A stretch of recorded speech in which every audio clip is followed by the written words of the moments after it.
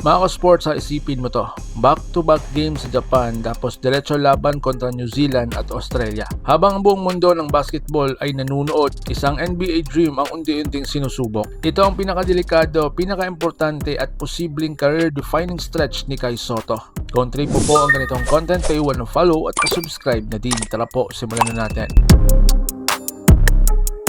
Mga ka-sports, sa Japan B-League walang easy games. Lalo na ngayong harap si Kai sa back-to-back games kontra Sendai 89ers. Sa una, Boubacar Touré, 7-footer, all-defensive team caliber. Ito yung tipo ng center na hindi ka basta makakapasok sa ilalim. Sunod si Nathan Booty, isang 6'9" forward center na hindi lang pang post, kaya niyang bumanat sa labas, mag-space ng floor, at pilitin kang lumabas sa comfort zone. Para kay Kai, hindi lang ito laban ng lakas, ito ay laban ng footwork, positioning at basketball IQ. Mga ka-sports, mas malaking panganib at hindi pa dyan nagtatapos. Nariyan si Jarrett Culver, dating NBA player, dating high draft pick at isang scorer na sanay sa pressure. Kasama rin si Sergio Eldarwich, isang Asian import mula Lebanon, napakamabilis, athletic at walang takot. Sa ganitong klaseng competition, bawat maling rotation, bawat late close out, mapaparusahan agad. Ito ngayon ang hinahanap ng scouts, hindi lang highlights kundi reliability. So ngayon mga sports, Gilas Pilipinas, mas mamagat daw ang kanilang responsibilidad. Pagkatapos ng Japan B-League, hindi pa hinga ang kasunod ng ating Gilas Pilipinas duty. Laban sa New Zealand at Australia, ang pressure ay iba talagang level. Ito na ang international stage, ito na ang laban na hindi lang stats ang tinitignan, kundi kung kaya mong makipagsabayan sa world-class systems.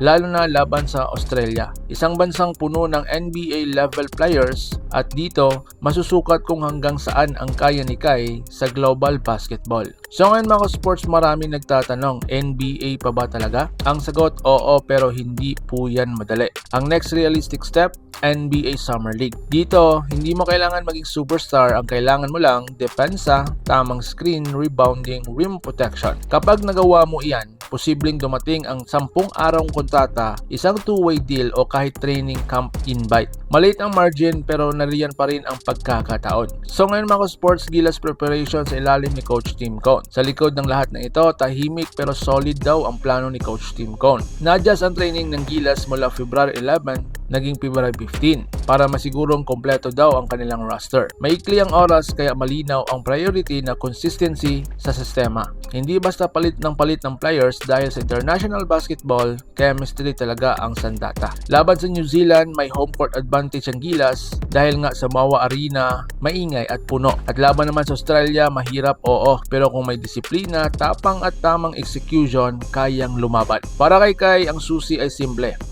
Gawin ang tama sa bawat possession. Sa iisang yugto ng panahon, sabay na sinubok ni Kai Sotto bilang import sa Japan, bilang big man ng Gilas at bilang NBA hopeful. Hindi ito madali pero ang pangarap, hindi rin basta bibitawan. Ito na ang laban at ito na po ang moment. Kung gusto mo pa ng honest breakdown at real basketball talk tungkol sa Gilas at Kai Sotto, mag-subscribe ka na at i-like ang video at i-share na din para sa Philippine basketball.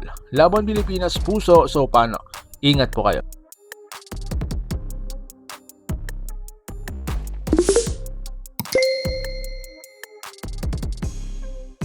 Mga ka-sports, kung hilig ninyong bumili ng mga Gilas jersey, Gilas accessories at mga gamit na pang basketball, habang nanunood po kayo sa aking mga videos, kindly check this basket on this lower part ng ating video at magpa-pop up yung ating mga items sa gilid. Mga legit po yung mga items dyan, and see to it po na makabili po kayo ahead of time kasi meron po yung mga discounts and mga promos depende po sa seller. And also, kunting suporta din as a content creator po. Salamat!